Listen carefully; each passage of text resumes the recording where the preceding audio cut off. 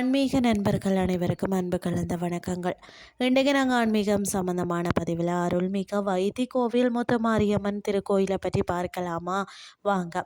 நம்பினோரை காக்கும் நாயகி, நலம் பல நல்கும் முத்துமாரி.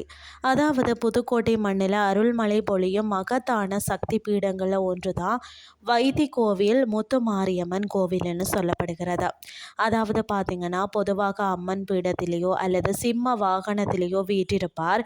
ஆனால் இங்கு அம்மன் காளி தேவி சொரூபத்துடன் பஞ்சபூதங்களின் மீது அமர்ந்திருப்பது உலகிலேயே மிக அரிதான தனித்துவமான சிறப்பாகும். கன்னி தெய்வத்தின் அருள் இந்த தல அம்மன் என்றும் மாறா கன்னி பருவத்துடன் திகழ்வதாக ஐதீகம்.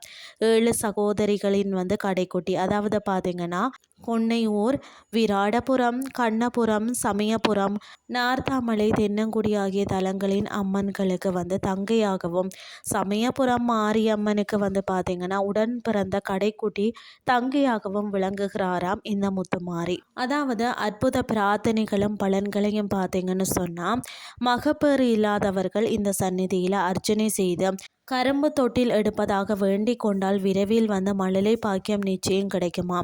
அது மட்டுமில்லாமல் விவாக தடையால் வருந்துபவர்கள் அம்மனுக்கு காப்பரிசி, பால், பட்டு பாவாடை மற்றது தங்கத்திலேயோ வெள்ளியிலேயோ பொட்டு செய்து சமர்ப்பித்து வழிபட்டாலே கூடிய விரைவில் மங்கள பலன் கைகூடுமா. அது மட்டுமில்லாமல் ஆடி, செவ்வாய் மற்றது வெள்ளிக்கிழமைகளில் அம்மனுக்கு பாலாபிஷேகம் செய்ய வீட்டில் செல்வமும் சுபீட்சமும் பெருகும். மஞ்சள் குங்குமம் அபிஷேகம் தீர்க்க சுமங்கலி வரத்தையும் அருளுமாம்.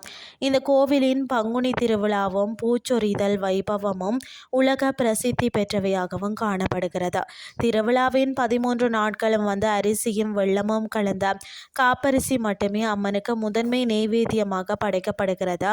மற்றது பார்த்தீங்கன்னா, பழமை மாறாமல் பக்தர்கள் அனைவரும் மண் சட்டியில் மாவிளக்கு ஏற்றி வழிபடுவது இந்த கோயிலின் பரவசமூட்டும் ஆன்மீக காட்சிகள் ஆகும். புதுக்கோட்டையில் இருந்து பார்த்தீங்கன்னா, அண்டகுளம் செல்லும் வழியில் சுமார் 17 கிலோமீட்டர் தொலைவில் அமைந்துள்ளது வைத்தி கோவில். நமது குடும்பத்தோடு சென்று அருள்மிக்க வைத்தி கோவில் முத்துமாரியம்மனை தரிசித்து அம்மனின் பரிபூர்ண அருளையும் பெறுவோம்.